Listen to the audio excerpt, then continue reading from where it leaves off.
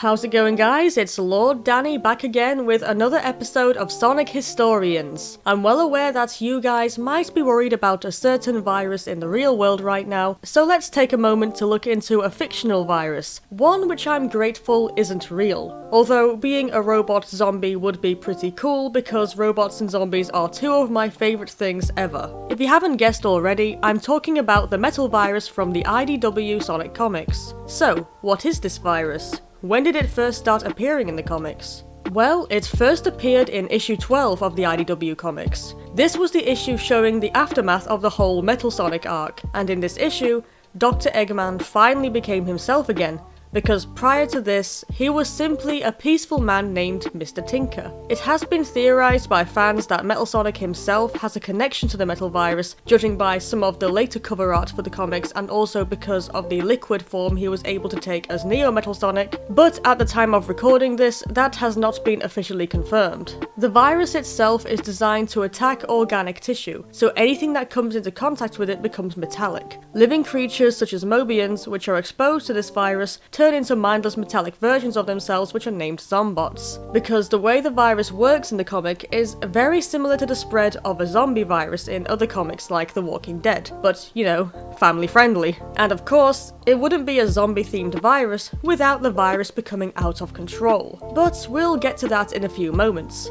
For now, let's look at how the virus has progressed through the story so far. After the battle for Angel Island, Eggman made plans to unleash the virus upon the world. His first test subject was a flower, and because flowers are organic, it did, as expected, turn metallic. A Pocky animal was then covered with the virus, and was commanded to grab a Picky once he was infected. Both animals became the early examples of Zombots. Eggman performed other experiments like this before deciding to officially put the virus to use. The virus was then used by Rough and Tumble. They were instructed to only use the weapon if Sonic gained the advantage in a fight. This involved the pair opening up the backpacks which contained the virus, and in doing so, they turned themselves into Zombots.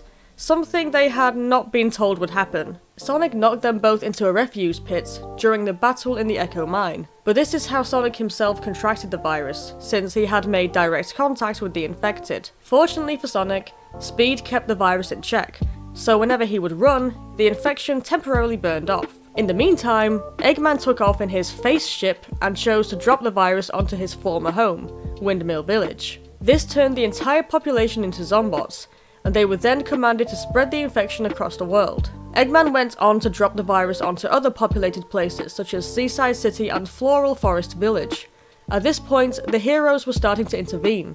In Seaside City, the Chaotix helped a small part of the population escape, but Charmy became infected when he tried to rescue a partially infected survivor. In Floral Forest Village, Sonic and Gemmo had to battle the infected villagers. Cheese and Chocola, Cream's Chow friends, were also infected, but Sonic and Gemmo helped Cream and Vanilla get to safety. However, these newer Zombots were showing less response to Eggman, and Orbos reported that there had been a decline in Zombots with obedience as the infection spread. Dr. Starline viewed this as a concern, while Eggman remained confident that he would still maintain control of the Zombots. Sunset City was the next place to be targeted with the metal virus, and this is the point where the virus officially became a large-scale outbreak. Sonic's infection became worse since he had to fight masses of Zombots, and then Shadow appeared to also help in the fight. Shadow's ego got the better of him, however, and he also became infected with the virus. Sonic had to battle the infected Shadow, while Rouge helped the survivors get away. Sonic and Omega fought the Zombots together until they were rescued by Tails and Silver.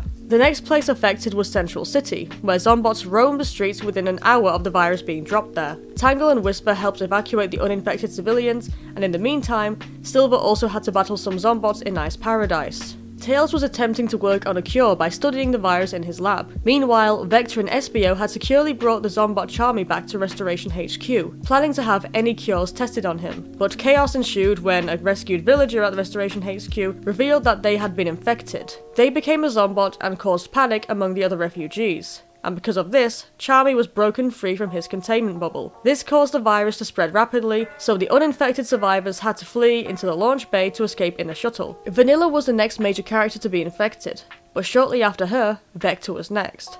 Vector was infected by Charmy, who was trying to attack the remaining survivors, so he sacrificed himself by grabbing Charmy and walking into the abandoned HQ, where he joined the Zombot horde to allow the others to escape.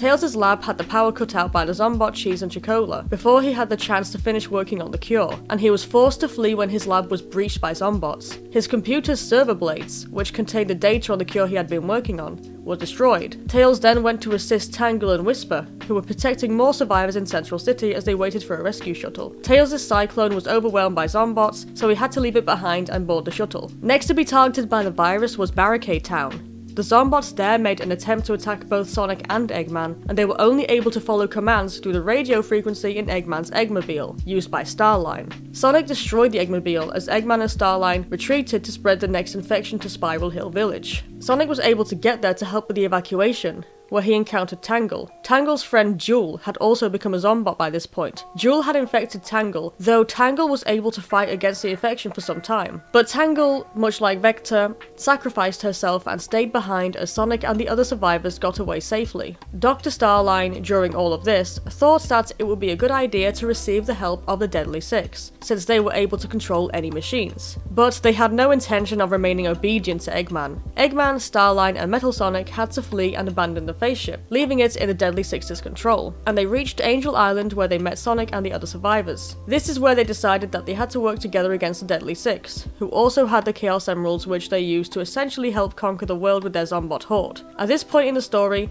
it was also revealed by Eggman that those infected with the metal virus would eventually disintegrate, but not for another 200 years. As of now, that's all the relevant information on the metal virus, since at the time of recording, the metal virus arc is still going on in the comics. Hopefully this video covered enough to help anyone understand the metal virus and how it works, and I do hope that people are staying safe in the real world, since this video was recorded during a real virus outbreak. Thank you for everyone at the Sonic Show for continuing to let me talk about Sonic stuff on the channel. I'm Lord Danny, signing out.